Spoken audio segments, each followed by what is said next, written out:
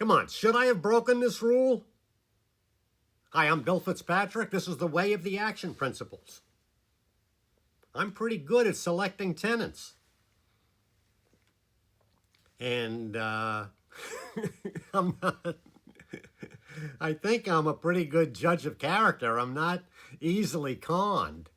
But I had this townhouse for rent, and this woman answered the ad, and I met her, and she seemed like a very, very sweet woman. She was probably in her 40s, very well dressed.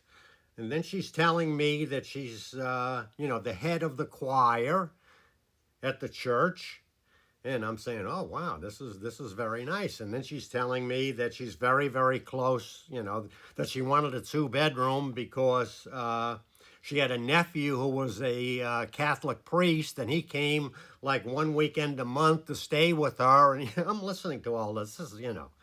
This is sounding like very good. And I'm looking at this woman. She's got like like a Louis Vuitton purse.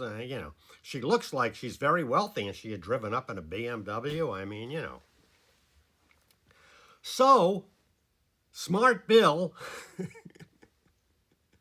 who always follows his own teachings, except when he doesn't. So I did not do a thorough credit check of this woman. And guess what? Oh my God. I mean, she's definitely in the Hall of Fame of like my top 10. She probably made it into the top 5 worst tenants that I ever had. I mean, she just paid rent for like 2 months.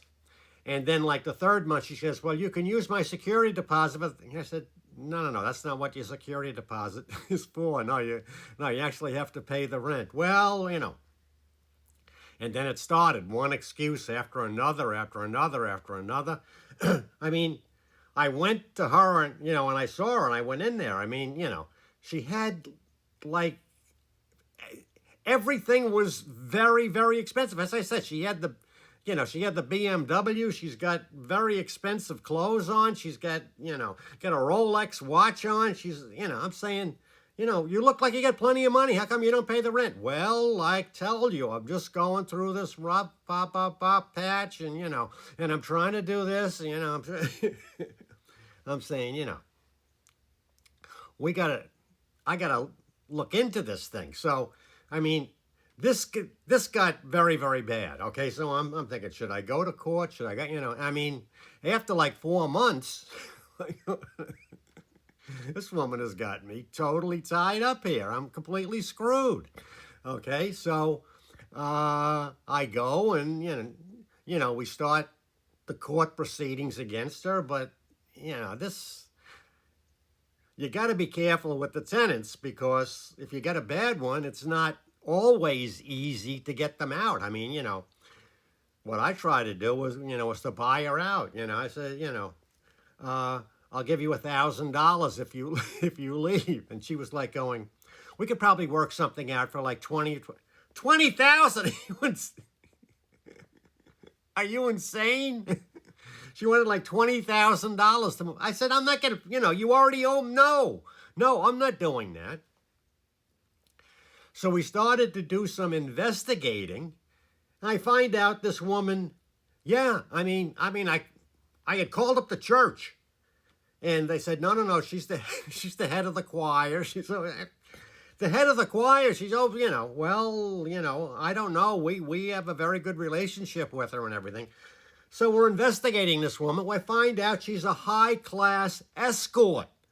So how did she get all of this, Hermes, Louis Vuitton, Rolex, BMW? Okay, she was an escort. I mean, oh my God. So I did finally get her out. I probably lost,